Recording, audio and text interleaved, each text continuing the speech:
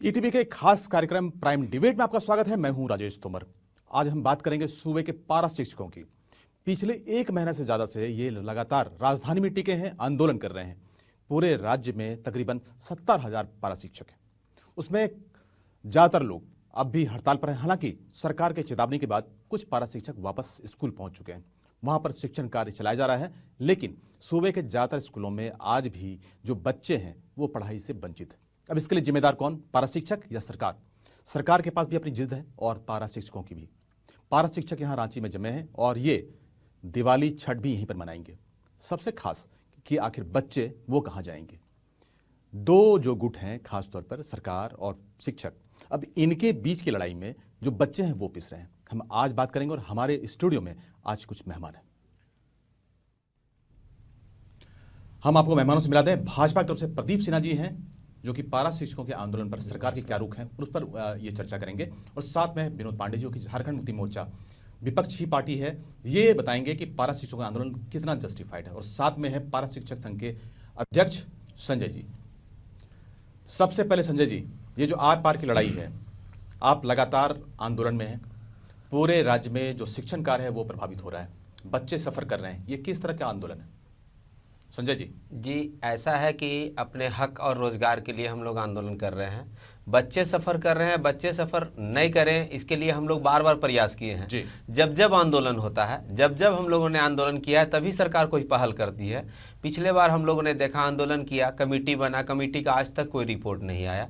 आज हम लोग आंदोलन के लिए विवश हो जाते हैं। अभी आपने देखा होगा कि सरकार ने जैसे ही आंदोलन में हम लोग गए 10% मानदेय बढ़ोतरी की बात की, जबकि पूर्व के सरकार, यही विधानसभा सत्र चल रहा था, हम लोगों के साथ लिखित समझौता हुई थी कि आप लोग जो आंदोलन कर रहे हैं आपको 25% 1 अप्रैल 2015 से दिया जाएगा।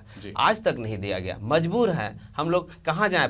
14 से 15 वर्षों तक सेवा दिए हैं और भविष्य बना रहे हैं बच्चों का, तो कुछ कुछ अपने बच्चों के भी भविष्य के बारे में चिंता होता है। और ये लोकहितकारी सरकार जो अन्य राज्य अगर कर रही, तो हमारे राज्य में भी हमारे सरकार को चाहिए कि हम लोगों के भविष्य को सुरक्षित किया जाए। बिल्कुल।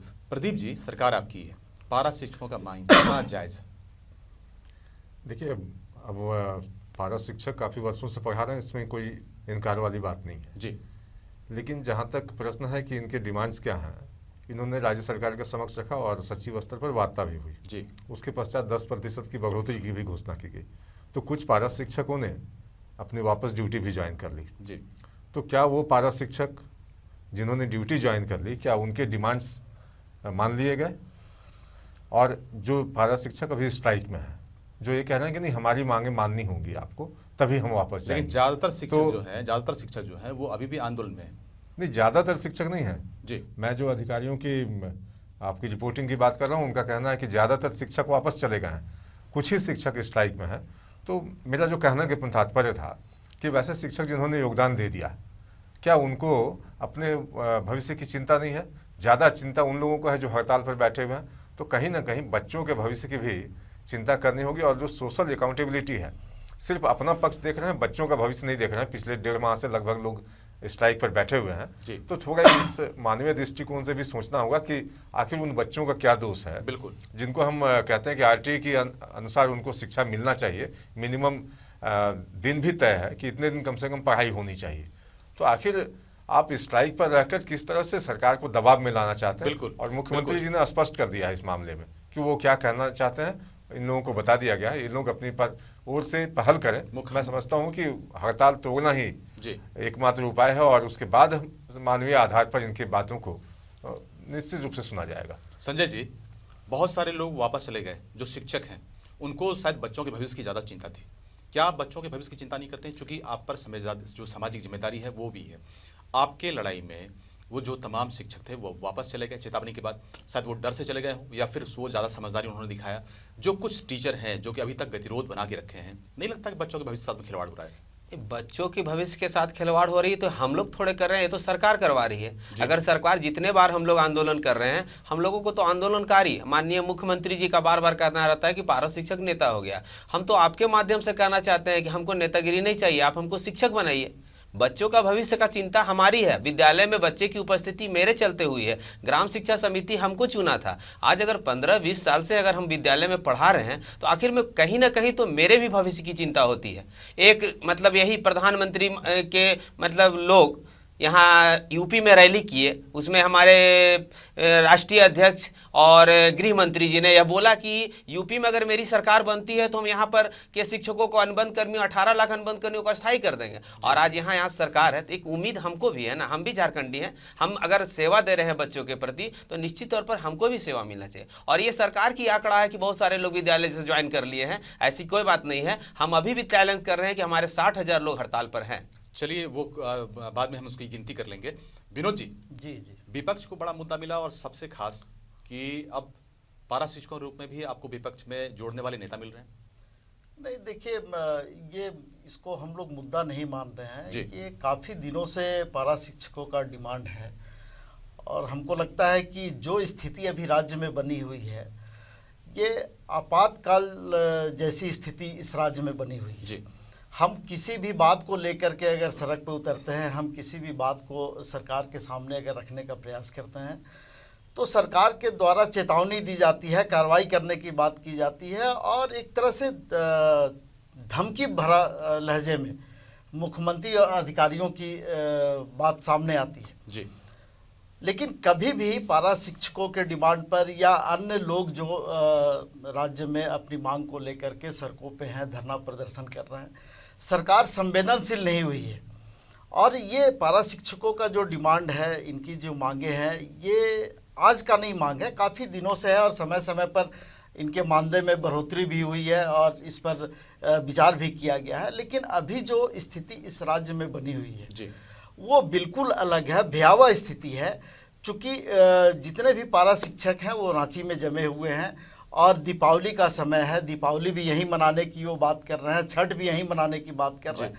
तो सरकार को इनके जो मांग है, इनकी जो मांग है उस पर सहानुभूतिपूर्वक विचार करके और इस आंदोलन को समाप्त करने का प्रयास करना चाहिए ताकि इनका भविष्य और इस राज्य के बच्चों का भविष्य, जिनको ये पढ़ाते हैं, दोनों का भविष्य बने। हम लोग यही चाहते हैं कि ये जो आंदोलन चल रहा है, इस आंदोलन को सरकार गंभीरता से ले और इनकी मांग को वो पूरी करे। बिल्कुल। अच्छा, सरकार को क्या मजबूरी है प्रदीप जी? अगर मान लीजिए एक शिक्षक जो शिक्षा दे रहे हैं, अगर वो चाहते हैं कि उनका एडजस्टमेंट हो, सरकार उसके लिए प्रयास भी कर रही है, हालांकि वो नियम संगत उसको बनाना है, इसमें आप बैठकर बात क्यों नहीं करते? सरकार वार्ता के लिए क्यों तैयार नहीं होती? जो लगातार गतिरोध यहाँ पर कायम है, फिर जो शिक्षकों का वहाँ से जिस तरह के रुख हैं, अधिकारियों ने और सरकार ने, खासकर मुख्यमंत्री जी ने भी चेतावनी दी है, मुख्यमंत्री जी संभवतः आहत हों और इनको लग रहा हो कि ये जो पारा शिक्षक हैं उनको कहीं ना कहीं जबरदस्ती बात मनवाने की कोशिश हो रही है।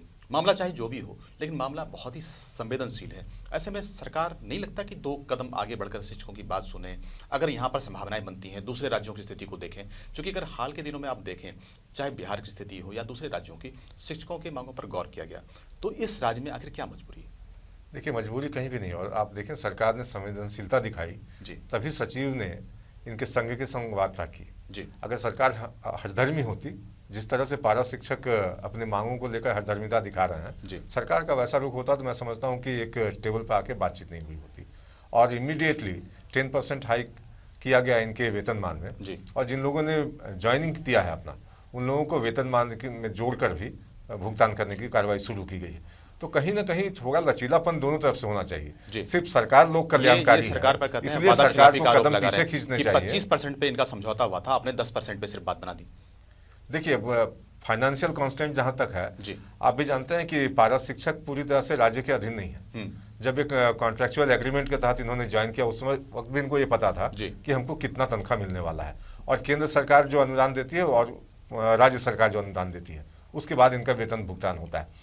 तो ये जानते हुए भी कि हम कॉन्ट्रैक्ट कर्मी हैं, इतना वेतनमान पे हमको योगदान देने के लिए कहा गया है और हर साल वेतन बढ़ोतरी की भी जाती है, उसके बाद भी अगर आप कह सकते हैं कि आउट ऑफ प्रोपोर्शन अगर डिमांड करेंगे किसी चीज़ का, तो किसी भी सरकार के लिए सिर्फ सरकार का लोक कल्याणकारी होना इस बात का गारंटी नहीं करता है कि हम कदम पीछे खींचते रहें और जिनको हमने एम्प्लॉयमेंट दिया वो हमारे सीने पर चढ़े रहें और दबाव बनाने में सफल हो जाएं, इसलिए कि हम चुनी हुई सरकार है, हमारी बात आपको सुननी पड़ेगी। बिल्कुल। संजय जी, सरकार की मजबूरी है कि जो फाइनेंशियल कंस्ट्रेंट है, यानी कि इसमें केंद्र भी अपनी जो केंद्र का अनुदान है, जो पैसे हैं, वो एक मजबूरी है। केंद्र ने पैसे देने से इनकार कर दिया था। दूसरा जो यहाँ पे इशू है वो ये है कि सरकार चाहती कि पहले आप काम पे लौटें, बच्चों का वहाँ पर भविष्य है। आपके जो एक तरह से अड़ियल आपका रवैया है, जो सरकार समझती है, लगता है कि कहीं ना कहीं आप उनको ब्लैकमेल करने की कोशिश कर रहे हैं। शायद यही कारण है कि सरकार का जो रुख आपके प्रति सख्त है। तो थोड़ा आप फ्लेक्सिबल क्यों नहीं होते हैं? और सबसे खास कि गतिरोध आखिर कहाँ पर है?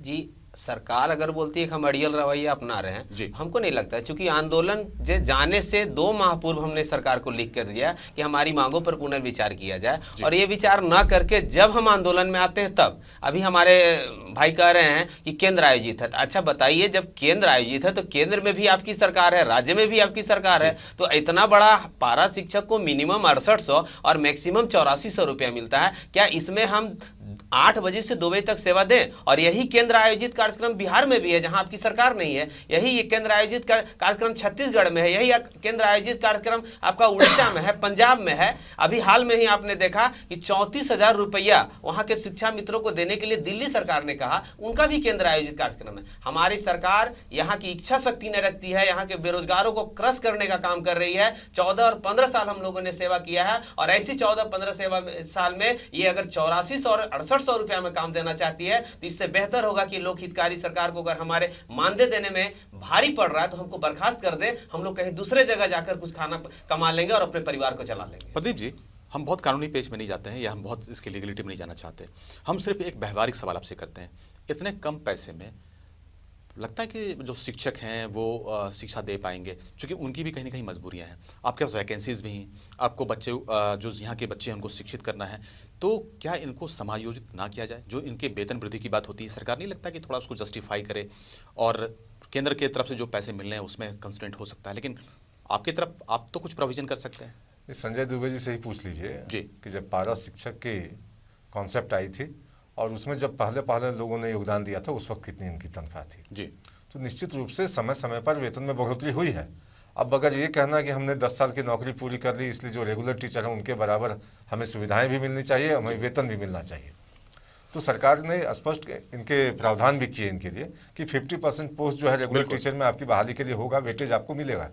लेकिन प्रक्रिया जो है, परीक्षा जो देना होता है, टीचर एक अर्हता जो होता है टीचर बनने के लिए, वो तो आपको पूरा करना ही पड़ेगा। बिल्कुल, इसका समाधान विनोद से जानना चाहेंगे। विनोद जी, सरकार बोलती है कि आपको 50% जो सीट रिजर्वेशन है, यानी कि जो शिक्षकों की नियुक्ति होगी, आपको हम रिजर्वेशन देंगे, आपको आरक्षण देंगे, आप अपनी जो आहारता वहाँ पर पूरा कर लीजिए। दूसरा, सरकार ये बताती है कि भाई जो ये केंद्र की तरफ से जो पैसे इनको दिया जाता है, वो जो फाइनेंशियल इनके पास मजबूरी है, जो वित्तीय मजबूरी है, उसको भी शिक्षक समझें। ऐसे में नहीं लगता है कि थोड़ा समझदारी से काम लेने की बात? देखिए राजेश जी, बात समझदारी की नहीं है, बात है कि हम अपनी मांग को लेकर के लगातार जी आंदोलनरत हैं। कोई भी सरकार रही हो, हम अपनी बात को रखते हैं और समय समय पर वार्ता होती है, फिर समझौते होते हैं, फिर पारा शिक्षक अपने काम पे लौट जाते हैं। जी। संजय जी ने कहा कि काफ़ी बरसों से हम लोग सेवा दे रहे हैं, बच्चों को पढ़ा रहे हैं, और इन्होंने एक बात बहुत अच्छी कही कि 5,000 से लेकर के 8400 रुपया तक हमको मिलता है पैसा। अब आप ये बताइए राजेश जी कि इस राज्य में एक मजदूर का जो हम लोग मजदूरी देते हैं वो 350 रुपया प्रतिदिन है, तो इनको मिनिमम वेज भी हम लोग नहीं दे पाते हैं। हम ये नहीं कहते हैं कि इनको मिनिमम वेज मिले, लेकिन सेवा शर्तों के अनुरूप ही सेवा शर्तों ये तैयार थे, तब इनको सरकार नौकरी दी थी। बिल्कुल, लेकिन समय समय पर उसमें परिवर्तन किया जाता है। और ये जैसे छत्तीसगढ़, बिहार और यूपी, इन सारे जगहों की बात कर रहे हैं, तो वहाँ भी सरकार है, वहाँ की भी सरकार इन सारे समस्याओं को संवेदनशीलता से देखती है, और वहाँ के लोगों की जो आवश्यकता है, और ख़ास करके शिक्षा का जो सवाल उठता है, तो शिक्षा के सवाल पर सरकार गंभीर होती है, तब इस तरह के निर्णय लिए जाते हैं और उनको सहायता करने के लिए सरकार तैयार होती है। जी, अब स्थिति नहीं, मैं राजेश जी मैं पूरा कर लेता हूँ। अब स्थिति यहाँ उत्पन्न ये हो गई है कि एक तरफ सरकार भी अड़ी हुई है कि हम इनकी बातों को नहीं मानेंगे, दूसरे तरफ पारा शिक्षक भी अड़े हुए, तो आखिर उन बच्चों का भविष्य क्या होगा? जो बच्चे पढ़ाई के बगैर अभी स्कूल में जाते हैं, फिर वापस लौट करके आते हैं। बिल्कुल। तो इनकी सेवा सरकार ले और इनकी जो मांग है उस पर सहानुभूति पूर्वक विचार। बिल्कुल प्रदीप, बहुत संक्षेप बताइए कि क्या समाधान है। देखिए जेएमएम जो है ना जी, सुविधा की राजनीति कर रहा है। नहीं, प्रदीप जी, देखिए फिर वही बात हो गई। राज्य के चुनिंदा विषयों पर इनका मैंने रुख होता आपको है। साफ साफ कहा कि इस पर सरकार को गंभीर होना चाहिए, राज्य के संवेदनशील होना चाहिए। चुनिंदा तो विषयों आप पर झारखंड जेएमएम का मुक्ति रुख मोर्चा होता की है अगर आप बात करेंगे तो कि अन्य राज्यों की जो परिस्थितियां हैं वो अलग है, इसलिए वो झारखंड में लागू नहीं हो सकती जी। लेकिन अब चूंकि एक मुद्दा इनके हाथ लगा हुआ इनको नहीं, दिखता है, देखिए। तो ये अब कह रहे हैं कि अन्य राज्यों में हुआ इसलिए यहाँ भी होना चाहिए। जी। तो ये नहीं, सुविधा की प्रदीप राजनीति जी, होने के बजाय राजेश जी, यथार्थ मैं क्या आपको है बता उस पर दूं, आना चाहिए लोगों को। मैंने बहुत स्पष्ट कहा कि जो भी निर्णय सरकार को लेना है संवेदनशीलता से लेना चाहिए और इस तरह का माहौल राज्य में नहीं बने। बिल्कुल। तो प्रदीप जी बिल्कुल, को इसमें बिल्कुल, तकलीफ है। बिल्कुल। विनोद जी, झारखंड विनोद जी, मुक्ति विनोद जी, मोर्चा विनोद जी, को समय का अभाव हमारे पास है। देने का काम शिक्षकों का है, मुद्दा मुद्दा काफी नहीं। संवेदनशील है और झारखंड ऐसे में मुक्ति सरकार को मोर्चा कहीं न कहीं शिक्षकों के सोच साथ कर है, उनके जो साथ शिक्षकों की सहानुभूति मांग है रखते हैं। वहां पर भी कहीं न कहीं विचार करना पड़ेगा। और शिक्षक